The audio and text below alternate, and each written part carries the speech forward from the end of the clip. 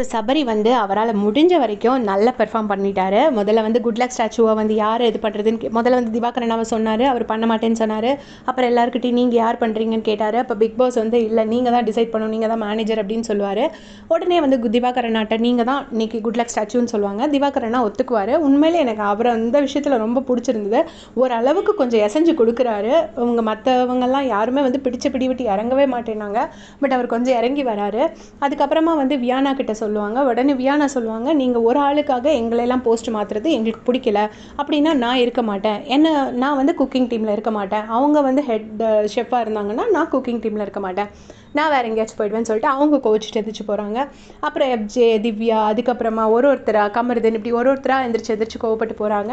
கடைசி எப்படி எல்லாமோ சமாதானப்படுத்தி எடுத்து கடைசியில் இப்போ வந்து திவாகரனாவை ஸ்டாச்சுவாக இருக்கிறதுக்கு சபரி ஒத்துக்க வச்சுட்டாரு. ஸோ இப்போ வந்து வியானா வந்து அநேகமாக வந்து ரிசப்ஷனிஸ்ட் ஆகிடுவாங்க. ரம்யா வந்து அதுக்கு பதிலாக குக்கிங் டீம் வந்துடுவாங்க. சாண்ட்ரா வந்து குக்கிங் டீமில் இருப்பாங்க. ரம்யா வந்து ரிசப்ஷனிஸ்ட்டாக இருந்தாங்க இல்லையா, அவங்க வந்து குக்கிங்க்கு வந்துடுவாங்க.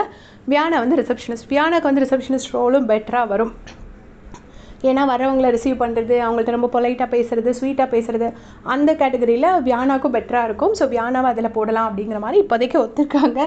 இந்த இந்த பிக் பாஸை பொறுத்தளவில் ஒரு வீடியோ போடக்கூட முடியாது. நம்ம போட்டு வந்து அந்த வீடியோ ரெடி ஆகிறதுக்குள்ளாடி அங்கே சண்டை வந்துடும், அந்த டிசிஷனை மாற்றிடுவாங்க. அப்புறம் நீங்கள் என்னடான்னா நான் வந்து மாற்றி சொல்லிட்டேன் அப்படின்னு நினச்சிருவீங்க.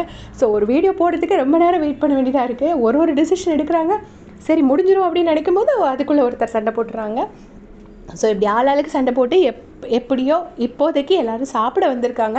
இதுதான் இப்போதைய டிசிஷன். சபரி அவரோட பார்ட்டில் நல்லா தான் பண்ணியிருக்காரு. ஏன்னா இவ்வளோ தான் இந்த டீமை வச்சுட்டு பண்ண முடியும், இதுக்கு மேலே பண்ண முடியாது. ஸோ உங்களோட கமெண்ட் சொல்லுங்கள்.